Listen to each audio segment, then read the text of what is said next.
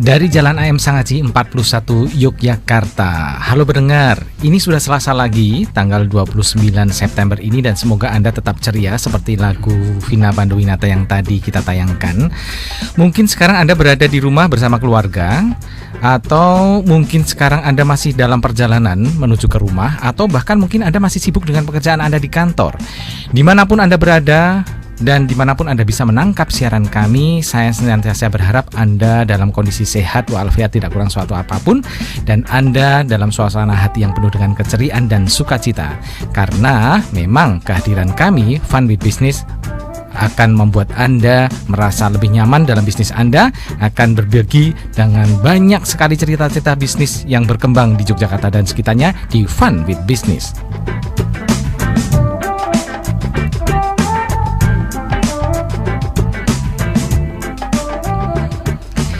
Ya, seperti biasa kami senantiasa mendatangkan tamu-tamu yang cukup istimewa ya, dan malam ini sangat istimewa sekali ya. Kebetulan beliau ini meskipun tidak satu kelas dengan saya, tapi masih ada bau-bau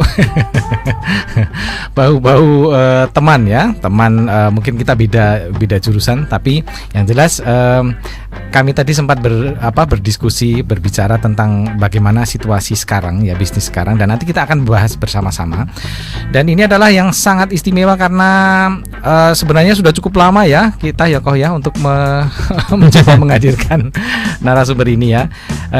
Dan ini adalah satu kesempatan bagi Anda juga untuk bertanya-tanya nanti. Silahkan ya di 0818621013, dan seperti biasa ada hadiah voucher untuk Anda. Jadi jangan sungkan-sungkan Anda untuk bertanya atau berbagi cerita di sini.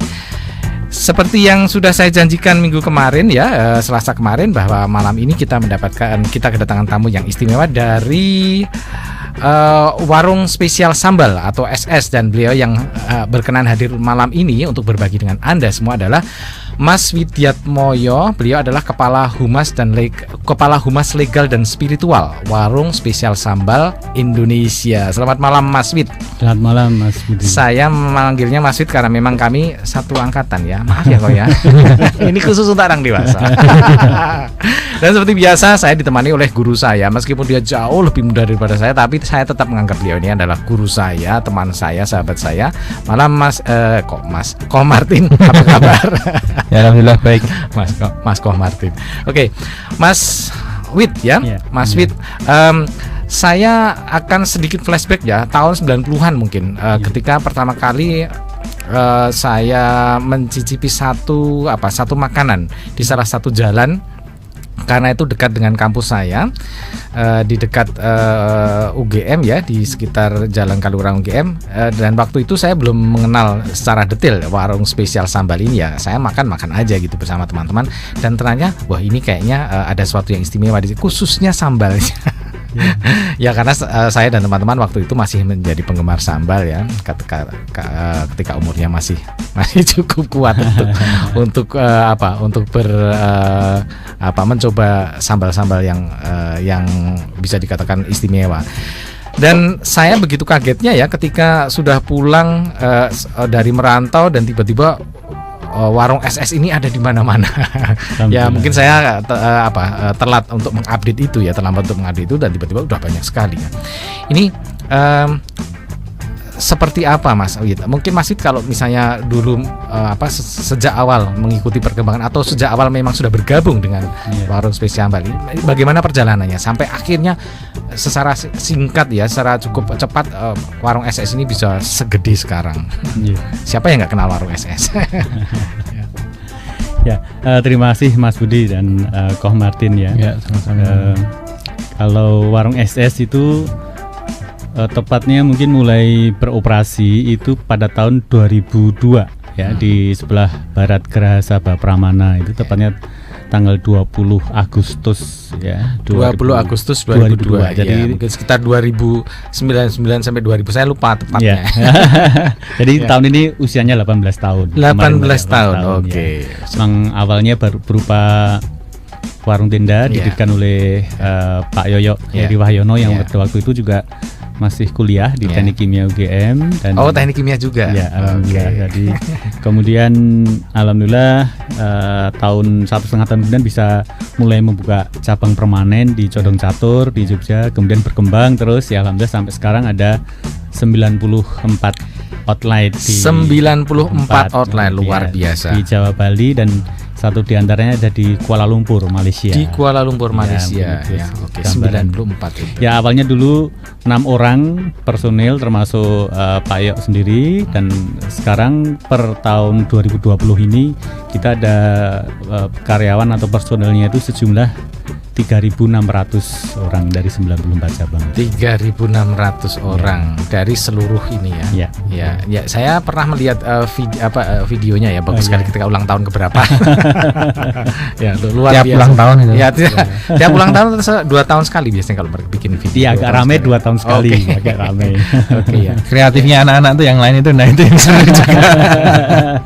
Ya, oke. Idenya aneh-aneh. Ya, orang mungkin hanya melihat bahwa sekarang SS sudah segede itu ya, cabangnya di mana-mana. Tapi pasti ada satu titik di mana bahwa perjuangan itu sangat berat dirasakan gitu loh untuk berkembang, bahkan mungkin bertahan saja mungkin susah ya waktu itu. Itu di tahun keberapa atau di periode yang mana itu perjuangan yang berdarah-darah itu? Ya.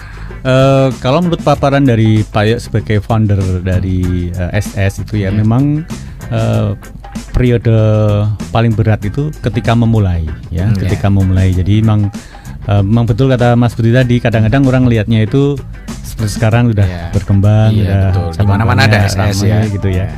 Awalnya itu ketika buka selama 1,5 tahun itu kalau secara bisnis belum untung. Ya, tapi alhamdulillah sudah laris. Jadi memang konsep warung yang berbasis sambal itu kan pada waktu itu belum ada. Betul. Ya, belum ada. Jadi itu yang membuat saya tertarik waktu itu. Sambalnya kok banyak sekali macamnya. Dan itu ternyata diterima oleh pasar ya, diterima oleh konsumen sehingga laris. Tapi meskipun laris tapi belum untung. Jadi omsetnya lumayan tapi belum untung. Nah, dan itu juga menjadi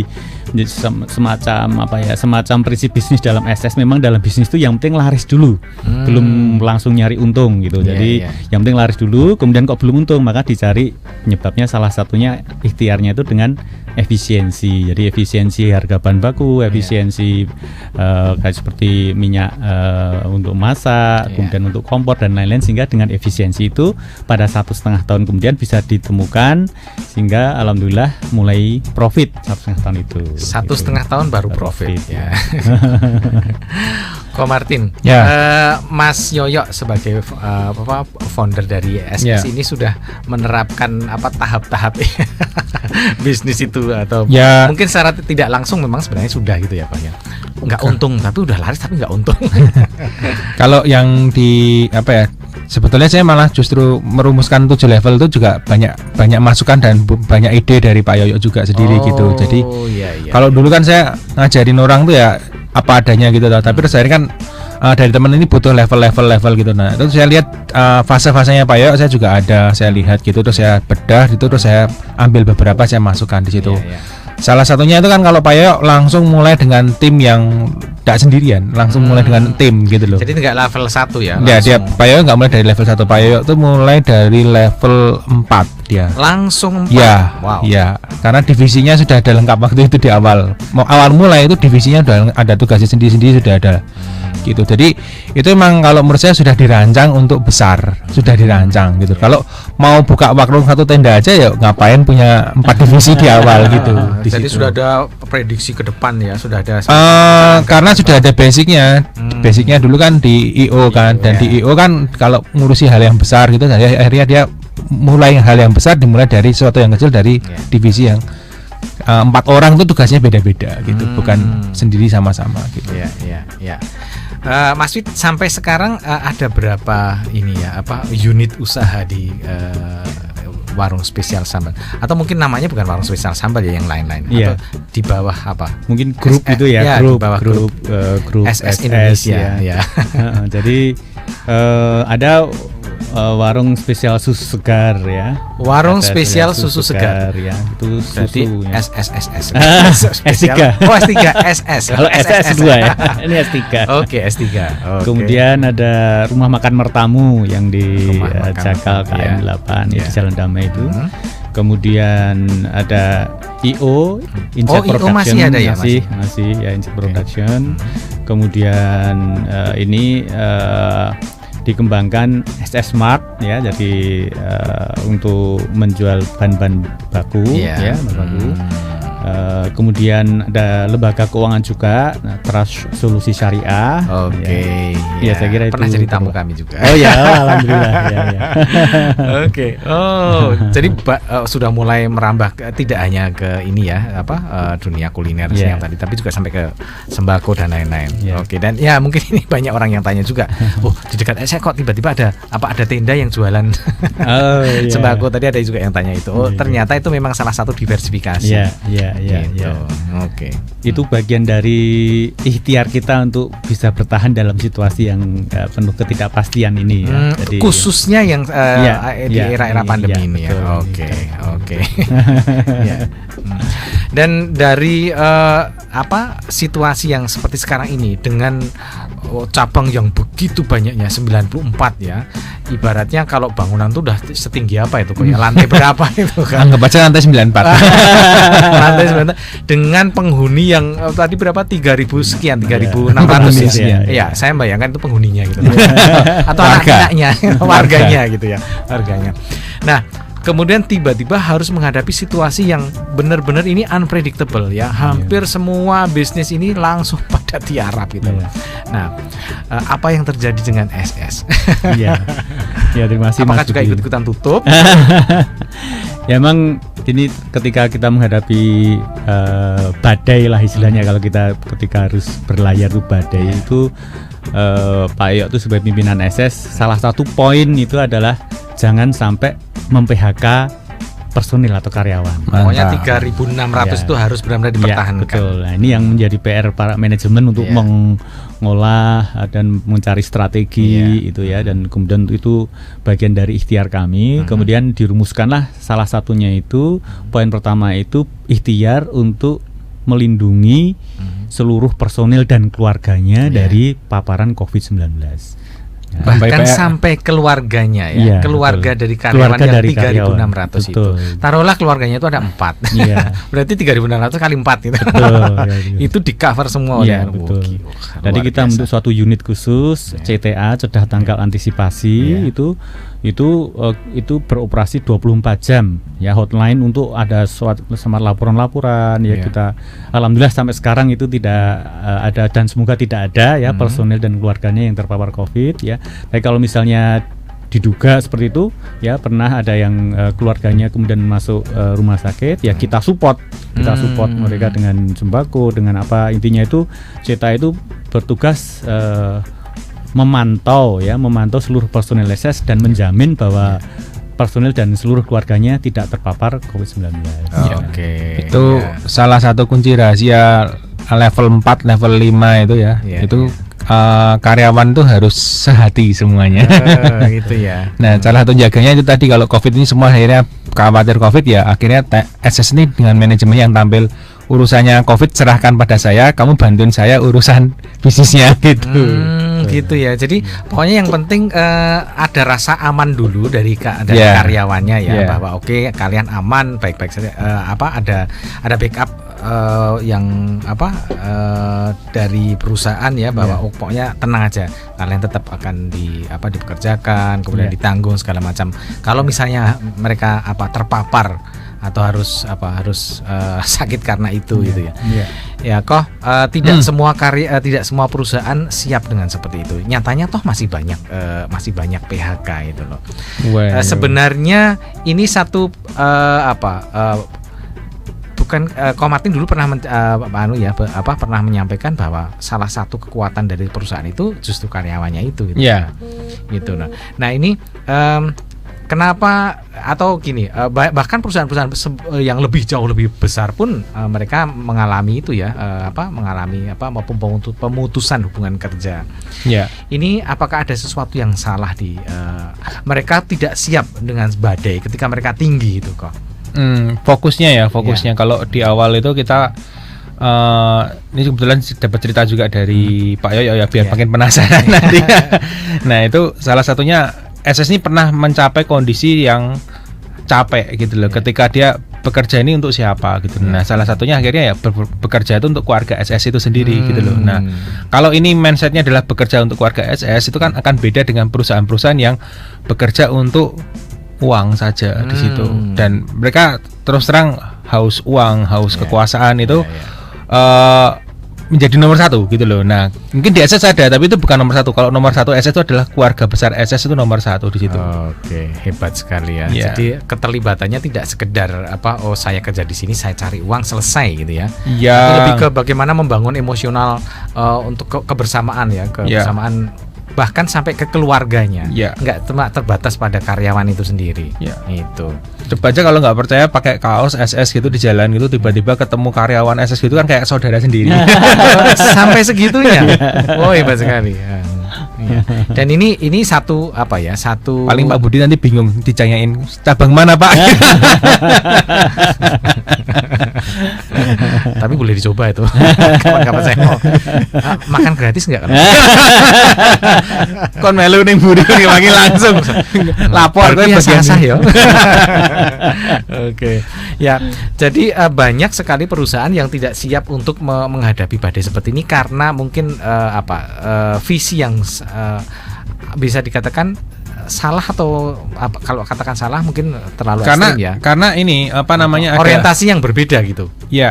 Jadi kalau emang dari awal tuh hanya menganggap pekerja itu adalah sebagai salah satu komponen bisnis, nah itu yang kadang-kadang ini komponen diganti aja bisa gitu. Ya, tapi kalau perusahaan-perusahaan startup juga yang di luar negeri juga itu bahkan mereka benar-benar cover juga gitu loh. Bahkan untuk sudah diputuskan sampai tahun 2022 itu semua work from home, dirubah formatnya semua. Semua loh gitu loh. Nah, cuman kalau ini kan bedanya kuliner, masak ya kan enggak bisa work from home semua. Masa kita cuma ngamatin dari sudah kenyang ya. Oke. Gitu kan tergantung dari perusahaan-perusahaan yang ada gitu loh. Kan juga ada nih teman sebelah ya kan. Ya yang sebelah yang sampai akhirnya manajernya kalau kamu mau digaji kamu harus terjun ke lapangan ya. Yang dulunya kerjanya di tempat nasi sekarang kan terjun di lapangan pinggir jalan panas-panas itu. Panas-panas jualan di pinggir jalan ya. Dengan diskon gila-gilaan. Dan penurunan kualitas. Nah.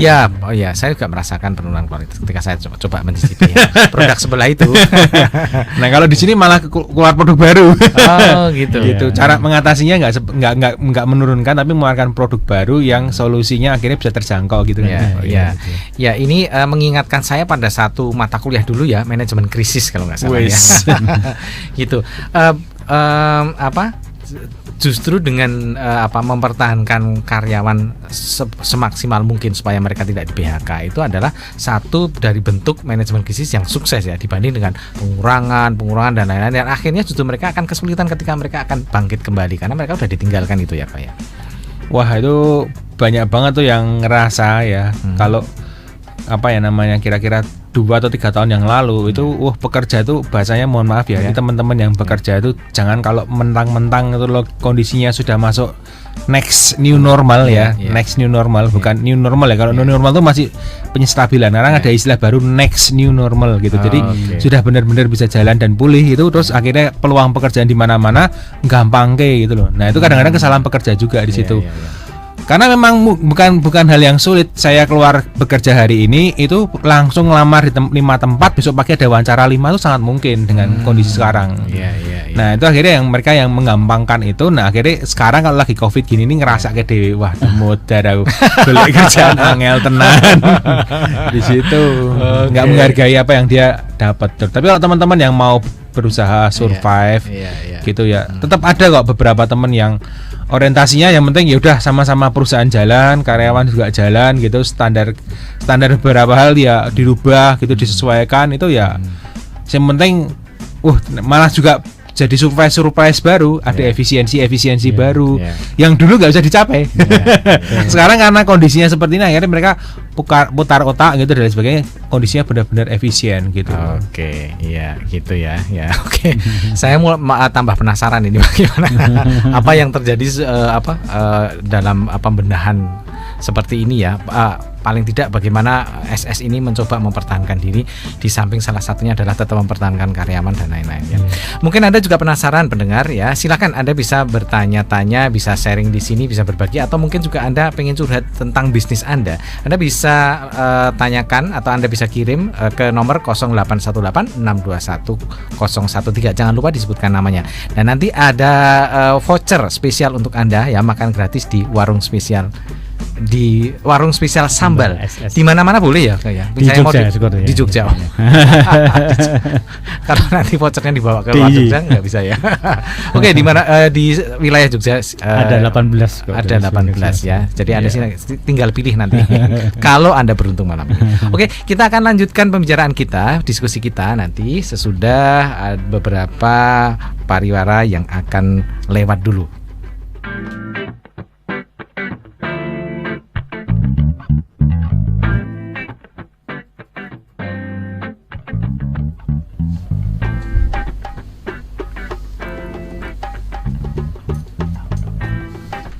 Ya, masih di acara Fun with Business bersama Mas Widiatmoyo, Kepala Humas Legal dan Spiritual Warung Spesial Sambal Indonesia. Sebenarnya kita mau ngelanjutin diskusinya, tapi ini ada beberapa pertanyaan yang sudah harus dijawab dulu ya, Mas. Selamat malam, saya Astuti di Sleman. Mau tanya, dengan cara apa sajakah yang sudah dan yang saat ini dilakukan oleh perusahaan SS ini untuk antisipasi menghadapi COVID dari awal pandemi sampai nanti corona benar-benar sudah bersih dalam rangka melindungi perusahaan dan keluarga besar SS itu ya. Untuk di Singapura bahan bakunya ngambil di mana ini, Mas? Atau dikirim dari Indonesia atau ngambil di sana gitu? Ada 2 pertanyaan, silakan. Ya, terima kasih Mbak Astuti ya. Di Sleman. Pertama tentang langkah-langkah tadi sudah di awal saya sampaikan. Pertama, kita membentuk unit CTA itu cegah tengah antisipasi. Jadi di sini melindungi personel atau karyawan dan keluarganya ya.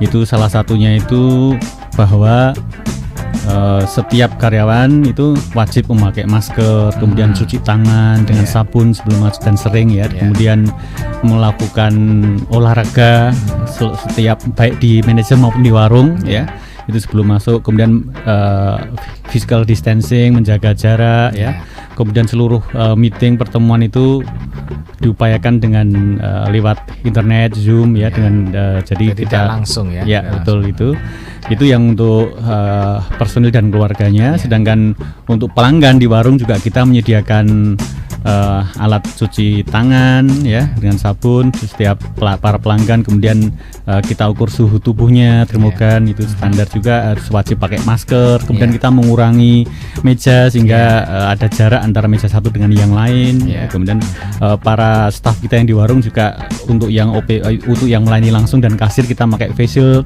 selain pakai masker juga. Kemudian kita menjaga higienitas, berusaha ya menjaga higienitas di warung ya, semua standar-standar protokol kesehatan untuk antisipasi COVID kita lakukan. Jadi itu bagian dari upaya kita untuk menjaga supaya para personil dan juga para pelanggan tidak terpapar COVID. Kemudian kalau dari sisi bisnis kita melakukan diversifikasi ya. Tadi diversifikasi ya. Dari produk tadi sampaikan Koh Martin bahwa kita banyak sekali misalnya dalam situasi yang ekonomi melemah, daya beli melemah, kita mengeluarkan misalnya paket nasi bungkus ya, pakai nasi bungkus dengan di Jogja harga per bungkus 8.000 sudah sama ayam ya. Sudah ada ayam, ada berapa, ada 5 menu pilihan, ya, 5 pilihan. Kalau di Jakarta, Bali, Surabaya itu kita 11.000. Jadi Senin, Selasa, Rabu, Kamis, Jumat. Itu termasuk Masya Allah bagus ya respon, karena memang kita juga niatnya itu juga meringankan beban masyarakat yang sekarang terutama juga mahasiswa itu lumayan juga lembaga sosial banyak memanfaatkan untuk misalnya mereka mau membagi nasi bungkus itu banyak kita kerjasama lembaga sosial yang pesan berapa ratus untuk disebarkan, alhamdulillah itu juga bagus. Kemudian 8.000 udah kenyang gitu ya. Ya, alhamdulillah. Kemudian kita ada menu frozen ya, ada bahan baku, kemudian warung bahan baku ya, atau BBD ya, yaitu bahan baku ya. Kemudian jadi setelah mereka menyantap makanan sajian kita, mereka pulang sambil beli beras, beli minyak, beli tepung khas SS, teh khusus SS ya, kemudian bawang putih itu bahan baku juga. Kemudian di beberapa warung kita juga ada drive thru ya, kayak tenda, sehingga bagi para pelanggan yang masih agak agak khawatir kalau harus masuk ya, harus dine in di warung, mereka cukup bisa di mobil ya, dan langsung kita ada tenda di depan warung kita, sehingga mereka cukup pesan langsung kemudian bisa bertransaksi di situ. Nah itu, dan karena kita nggak tahu nih kapan berakhir ya, artinya kita tetap artinya kita ya new normal, asumsinya bahwa itu akan berlangsung lama, sehingga pola-pola bahwa kita harus disiplin mematuhi protokol dan diversifikasi produk akan terus kita laksanakan supaya kita bisa, harapannya bisa terus bertahan. Bahkan mungkin bisa berkembang ya. Yang lain menggap-menggap ini justru malah berkembang ya. Ya demikian Mbak. Kemudian yang bahan baku tadi, maaf ya, kalau bahan baku kita bukanya bukan di Singapura tapi di Kuala Lumpur, kita bahan bakunya dari sana. Ya bahan baku relatif ada, bahkan harganya relatif lebih murah kalau bahan baku. Ya, cuma kalau biaya gaji lebih mahal, tapi kalau bahan baku lebih murah di sana. Jadi saya kira itu masih bisa. Mau melamar Pak Budi? Itu tahun berapa ya bukanya? Baru tahun 2019, tahun ini kita buka. Baru setahun udah terpa Covid. Ada pertanyaan berikutnya dari siapa ini? 08.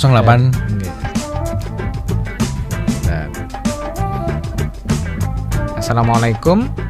Dari sebentar. 08 berapa aja Pak? Ya, dari Purnani Bantul ya.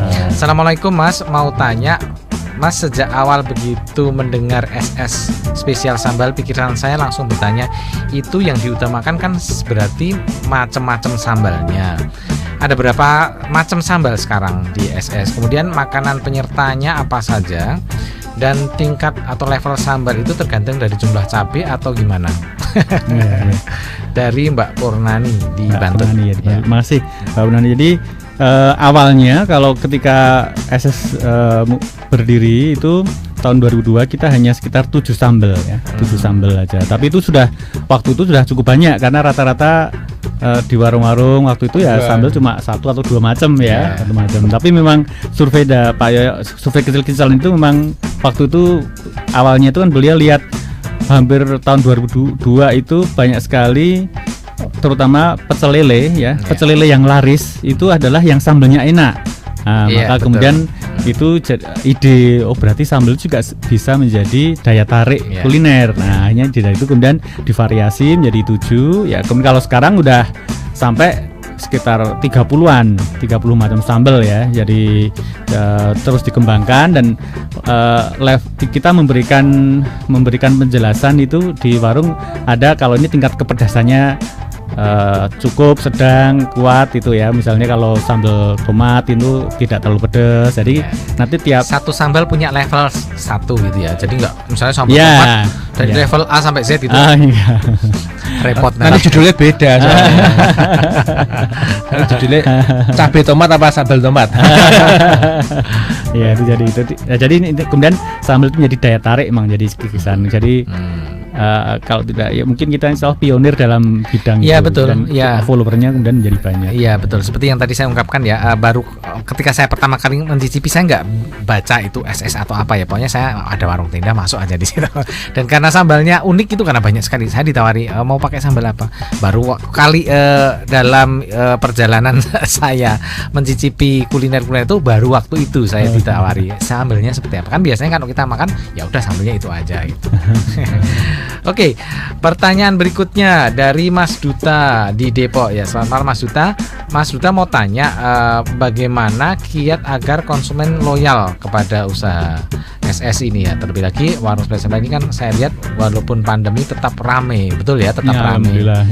Dan adakah pelatihan atau training secara periodik bagi karyawan dan bagaimana cara berinovasi supaya produk makanan dan minuman gimana? Borong. Ya, pertanyaannya banyak sekali. Bagaimana adakah training secara periodik bagi karyawan dan juga bagaimana cara berinovasi untuk setiap produk makanan atau menunya gitu. Iya.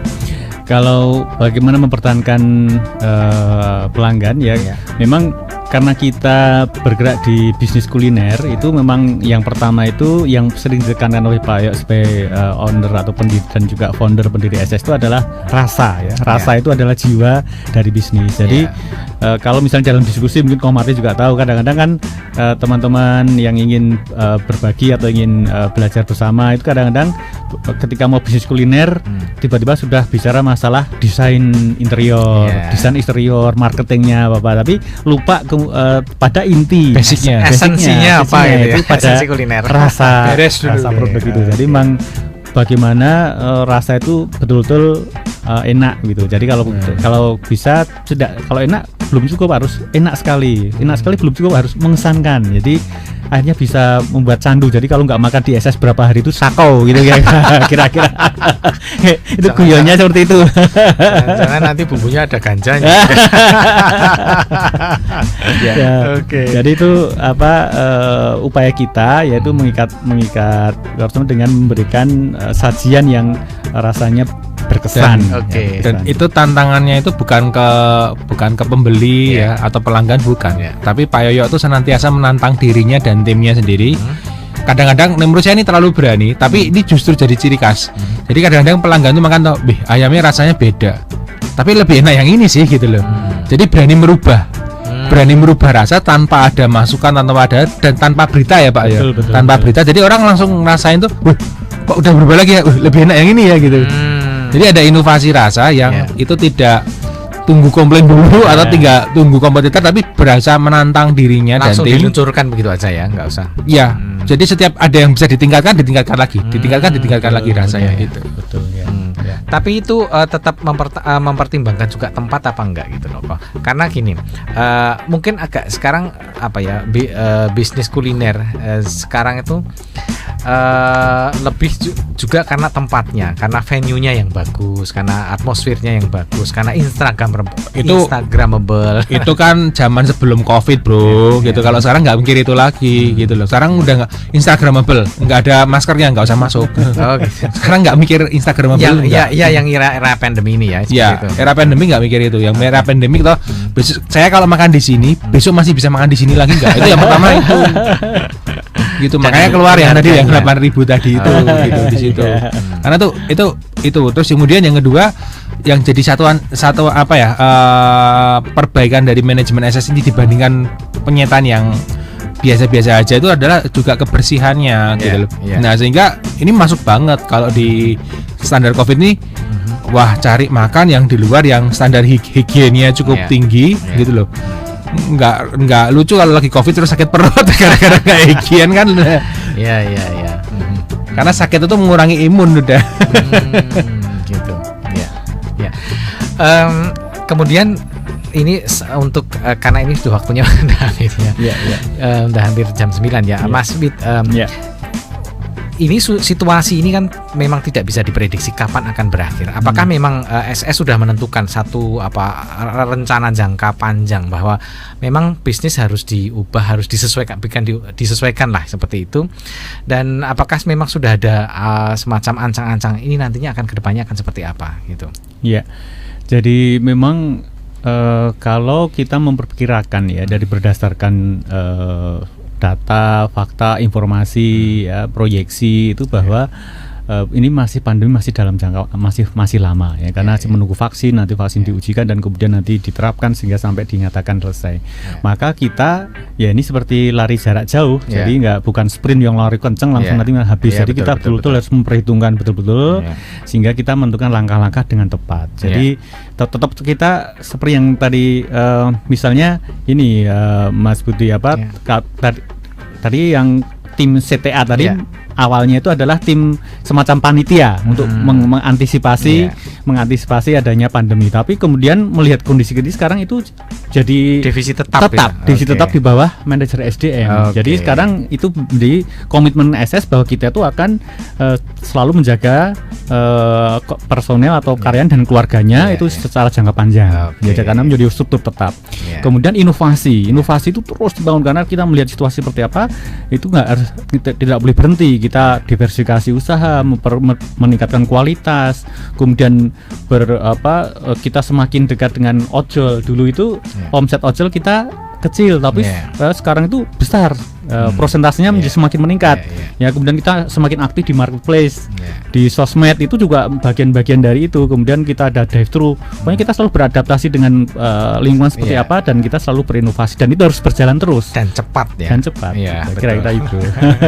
Ya, closing statement Ko Martin ya. Ya, ini silakan. Tempat untuk saya belajar juga ya di situ. Jadi salah besar kalau misalkan kita mulai usaha benar-benar dari nol. Kalau saya lihat itu yaitu tadi bisa mulai langsung dari level 4 gitu loh. Dan modalnya yang seminimal gitu. Waktu itu saya juga dapat informasi masalahnya masalah kepercayaan dengan tim gitu. Kalau bisa langsung mulai dari level 4, ngapain harus mulai dari level 0 gitu. Sekali lagi terima kasih untuk Mas Fit, sukses untuk SS-nya. Terima kasih Ko Martin atas semua ilmunya ini. Insya Allah ini bermanfaat. Selamat sekali lagi untuk ketiga pemenang tadi. Nanti kita akan hubungi ya Anda semua yang berhak mendapatkan voucher makan gratis di warung spesial sambal.